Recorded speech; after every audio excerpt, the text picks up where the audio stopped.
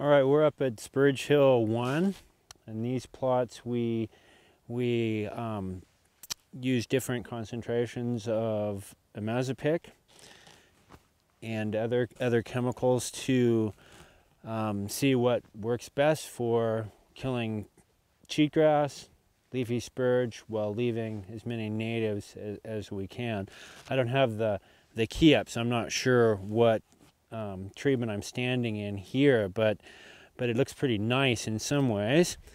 As you can see, most of the spurge is either sick or dead. We've got some fairly nice natives that remaining. Most of the native grasses, the perennials, are alive and seem to be thriving.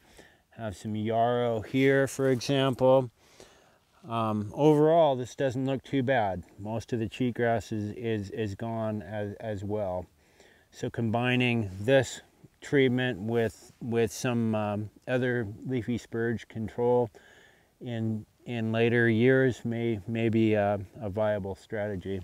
This is I'm thinking a control plot. So you can see that we have a strong overstory of leafy spurge, and underneath the subcanopy is mostly cheatgrass.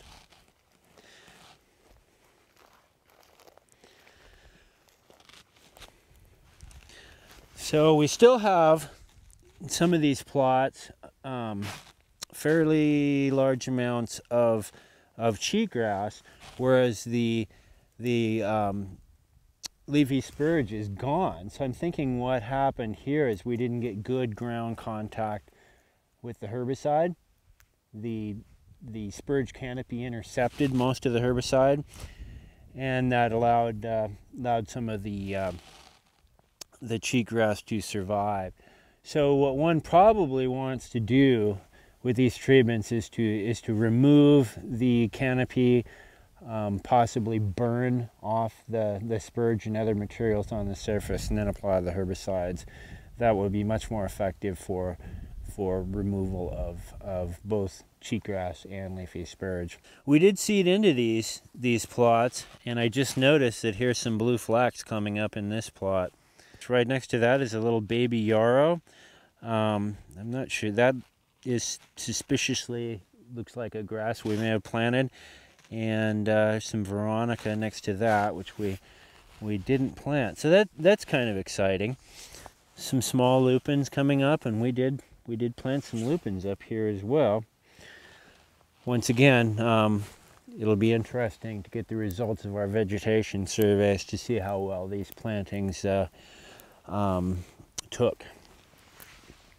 In this experiment, we put strips of different herbicides, matrix and plateau, going across the hillside this way, and within that we manually pulled the leafy spurge going up and down the hill.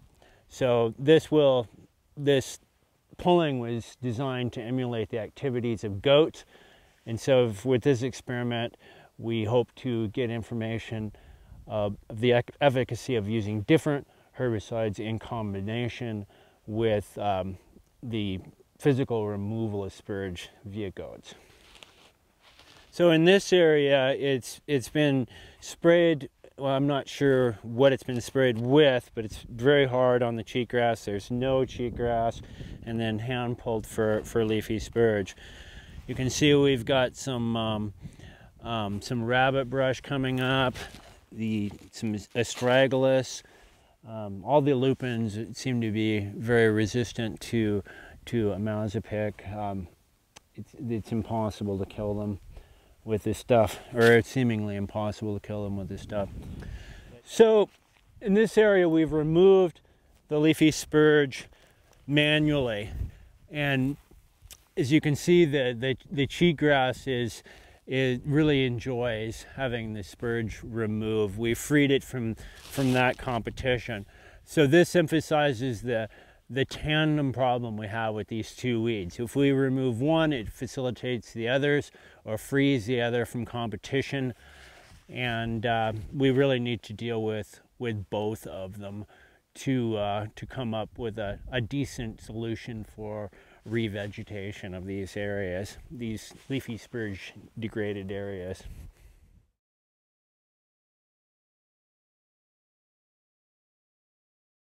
All right, in this area we sprayed last year with 10 ounces per acre of Imazapic.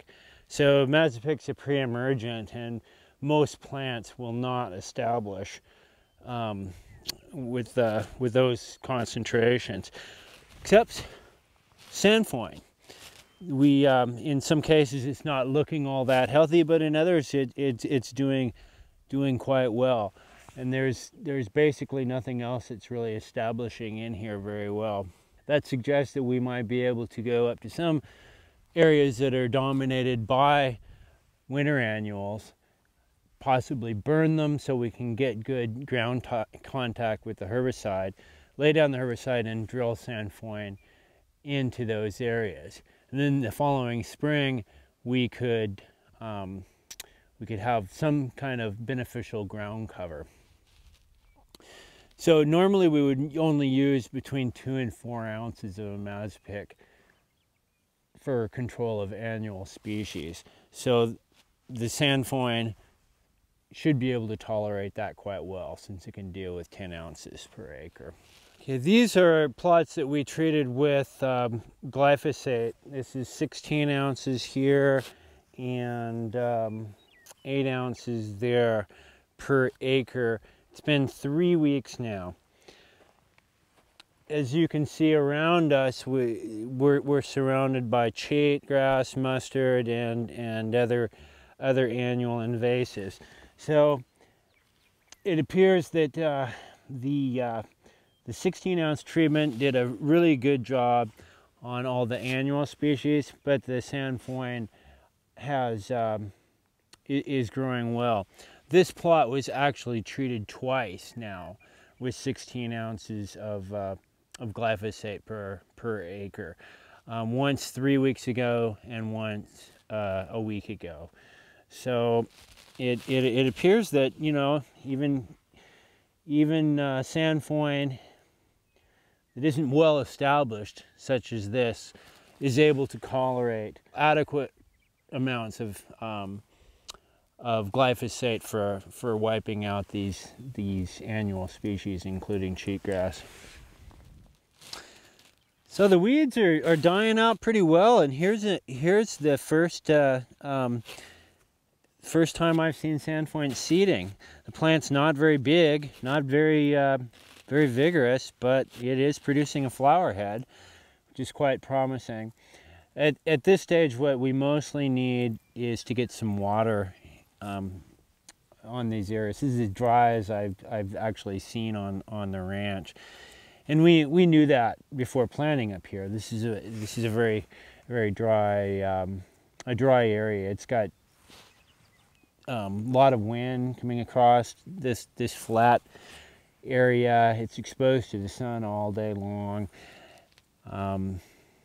It's going to be a tough place to get most anything to grow, but we do have a way to begin watering this, and we need to start doing that over the next week or two.